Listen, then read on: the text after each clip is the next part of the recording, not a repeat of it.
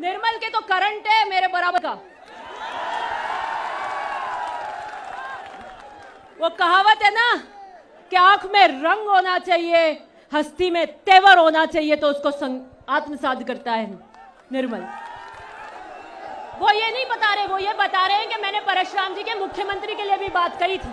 सत्ता की चाबी किसके हाथ? सत्ता की चाबी किसके हाथ? सत्ता की चाबी किसके हाथ? क्या कर रहे हो? बैठो। क्या कर रहे हो? बैठो। शुरुआत सत्ता से करूंगी। बैठो। शांत शांत। आवाज मत करो।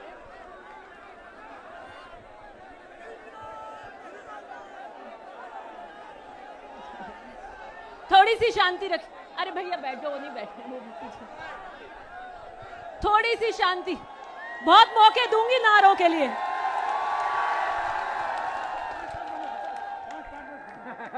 आराम से बोला। 20 मिनट बोलूंगी। कर्नल साहब मुझे कह रहे हैं 5-7 मिनट बोलना, छोटा भाषण देना मेरे को आता नहीं है।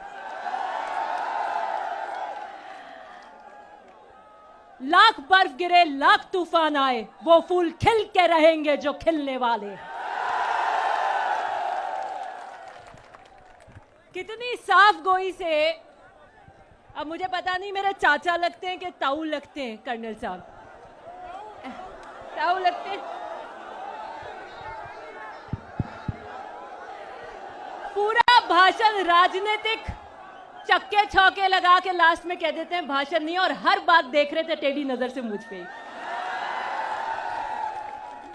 सत्ता से शुरू करूंगी, और आज जिस क्रांति का प्रतीक बनकर आप युवा जोश सूरज की किरण के बराबर चमक रहे हैं,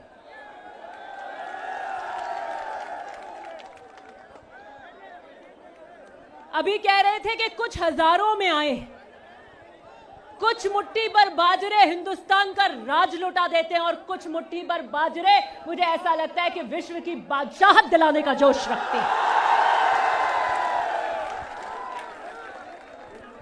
आप जो युवा वर्ग आज यहां आए हैं, 20, 25, 26, 27, 28 साल के करीबन, अरे बैठ जाओ, कि आपकी आयु होगी।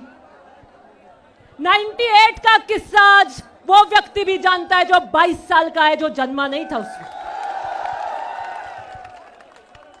हमारी विरासत है संघर्षों की, हमारी विरासत है सिद्धांतों की, और सत्ता की भागीदारी के अंदर क्यों है हमारी विरासत? क्यों है कि अभी हेमाराम जी का उदाहरण दे रहे थे कि हमारा आदमी हर जगह नहीं होता। सत्ता की भागीदारी क्यों है जरूरी? मैं याद करना चाहूंगी स्वर्गीय बलदेव राम जी मिर्धा को। परशुराम मदेना जी के राजनीतिक गुरु, उनके गार्जियन, किसान मारवाड़ सभा के माध्यम से आजादी से पहले सामंतवादी ताकतों से किसानों के हक के लिए लड़ते, जैसे हक के लिए आज हम लड़ रहे हैं। हमारे पास जमीन का अधिकार नहीं था, खातेदारी का अधिकार नहीं था। जो हम बोते थे वो लाटे भी ले जाया करते थे, मेहरबानी पे होते थे कि खाने के लिए 1 बोरी या 2 बोरी भी दी जाएगी कि नहीं, उसके लिए संघर्ष करते थे। और किस तरह एकता में ताकत है, इस तरह लोगों को एकत्रित करते थे। गांव में चलते थे कंबल डालकर, उस वक्त तो ऊंट हुआ करते थे, और काली कोई धोई कोई सड़कें नहीं हुआ करती थी, पैरों में चलते थे, छाले पड़ जाते थे खून के। यह हालत में संघर्ष किया। 52 में हिंदुस्तान पाकिस्तान का डिवाइडेशन होकर जब आजादी स्थापित हुई, लोकतंत्र स्थापित हुआ, 52 का पहला चुनाव हुआ, तो वो किसान मारवाड़ सभा जो किसानों के हकों की लड़ाई जमीन पर लड़ता था, उसे कांग्रेस में विलय किया गया। क्योंकि कांग्रेस उस वक्त, कांग्रेस वो पार्टी थी जो किसानों के हक के लिए खड़ी हुई थी। राजनीतिक नहीं दे रही हूं, इतिहास बता रही हूं। और वहां से हमारी सत्ता की भागीदारी, और सत्ता की भागीदारी में शीर्षतम पद के लिए संघर्ष शुरू हुआ।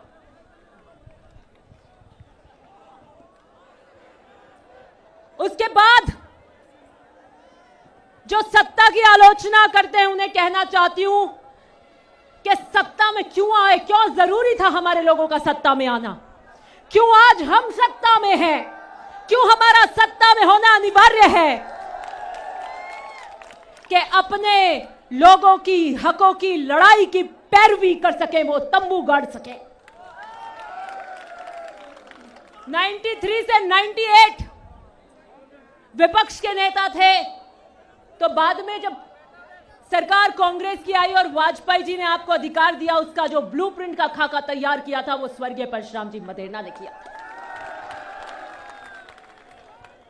देखिए, नागौर उनकी जन्मस्थली है, इसलिए मुकेश को और रामनिवास को बताना चाहती हूं, बराबर हक है मेरा नागौर में, उनकी जन्मस्थली है। बाड़मेर गुडामालानी से चुनाव लड़ा था, सब लेके गए थे बाड़मेर वाले।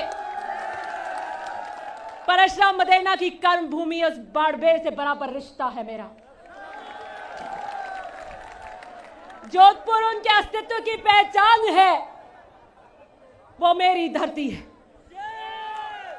शेखावटी मेरा नानका है, वहां से मेरा पहचान है, लेकिन हाथ उसके खड़े कराऊंगी जिसका मेरे से आत्मा का रिश्ता है। खड़ा कीजिए अपना हाथ।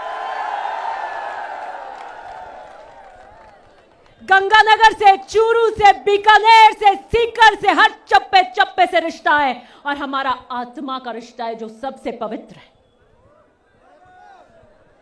अभी बात कह रहे थे कर्नल साहब कि पहले मेरी बात रखी नहीं, अब सही आ गए। तो कर्नल साहब, आपने तो उछल कूद कर ली, मेरे से होगी नहीं। मैं राजनीति का वनवास मंजूर कर सकती हूं, लेकिन मेरे पिता के संघर्ष और दर्द से राजनीतिक रूप में पैदा हुई, परशुराम मदेरणा के सिद्धांतों से पैदा हुई हूं। उछल कूद की राजनीति नहीं कर पाऊंगी। एक वाक्य इन्होंने सुनाया नहीं, 2008 का। मेरे पिता के घनिष्ठ मित्र हैं, भाई जैसे मिलने आए, मंत्री पद की शपथ होने वाली थी, तो उन्होंने कहा महिपाल जी, मैं मंत्री न बनूं तो आप शपथ मत लेना, मैं नहीं बनूं तो आप मत लेना। तो मेरे पिताजी ने कहा, एक नॉर्मल में एक ही पनीचता है।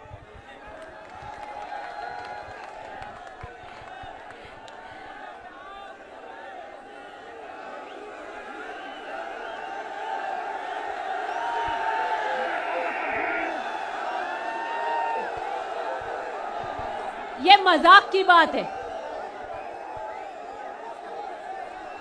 वो ये नहीं बता रहे, वो ये बता रहे हैं कि मैंने परशुराम जी के मुख्यमंत्री के लिए भी बात कही थी।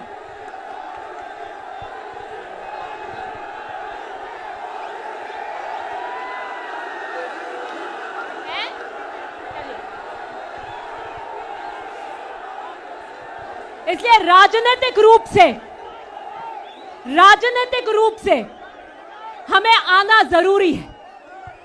मैं सही बात कह रही हूं, जो कर्नल साहब बात करते हैं मजाक की बातें कि क्या घनिष्ठ का संबंध था, वो उन्होंने मजाक की बात करी थी और उन्होंने कहा था कि मुख्यमंत्री बनाइए मदेरणा साहब को। बात का संदर्भ समझिए। और आपको दूसरी बात कहना चाहती हूं कि सत्ता की लड़ाई में, साथियों, सत्ता की लड़ाई में ओबीसी की भागीदारी होनी जरूरी है। शांत हो जाओ साथियों, पूरी बात कहने दो उनको। सत्ता की भागीदारी में ओबीसी की लड़ाई होनी जरूरी है, और मैं सलाम करती हूं कर्नल साहब को जिन्होंने इसका झंडा उठाया। मैं सलाम करती हूं हर एक नेता का जिसने ओबीसी का झंडा उठाया। मैं सलाम करती हूं राजाराम मील जी का, हरीश जी का, मुकेश जी का, गावड़िया जी का, जो सोच लेकर वो आगे बढ़ रहे हैं। निर्मल के तो करंट है मेरे बराबर का। वो कहावत है ना कि आंख में रंग होना चाहिए, हस्ती में तेवर होना चाहिए, तो उसको आत्मसात करता है निर्मल। मैं सलूट करती हूं राजेंद्र जी को, कड़वासरा जी को, सैल्यूट करती हूं इन दोनों को, राजेंद्र जी कड़वासरा और नरपत जानी जी को, जिन्होंने इस क्रांतिकारी आयोजन की नींव रखी और बिगुल बजाया। हम तो आए हैं कि सत्ता के अंदर आपकी बात रख सके, लेकिन अगर श्रेय जाता है तो आपको जाता है जिसने जमीन पे इसके लिए संघर्ष किया। लड़ाई तो हमें करनी थी जनसंख्या के हिसाब से, आरक्षण के लिए जनसंख्या के हिसाब से, और हम मैदान में आ गए हैं ओबीसी आरक्षण को बचाने के लिए स्टेज सजाकर।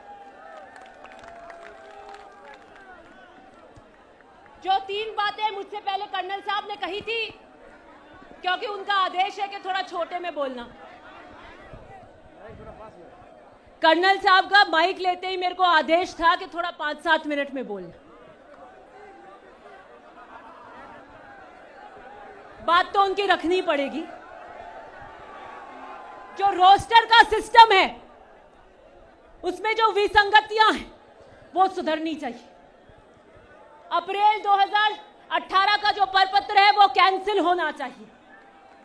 जो वेकेंट लिस्ट निकालकर ओबीसी के पदों को पुनः जो नुकसान हमारा 2018 से होना चाहिए उसकी भरपाई होनी चाहिए।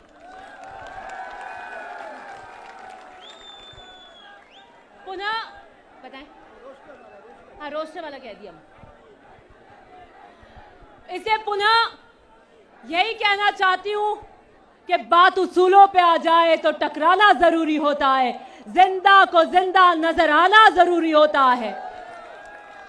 और किसान एकता को जिंदाबाद करते हुए, समस्त युवाओं की क्रांति को नतमस्तक होकर सलाम करते हुए पुनः कहती हूं कि जहां आपको हमारी जरूरत पड़ेगी वहां हम आपके साथ होंगे। धन्यवाद। बहुत बहुत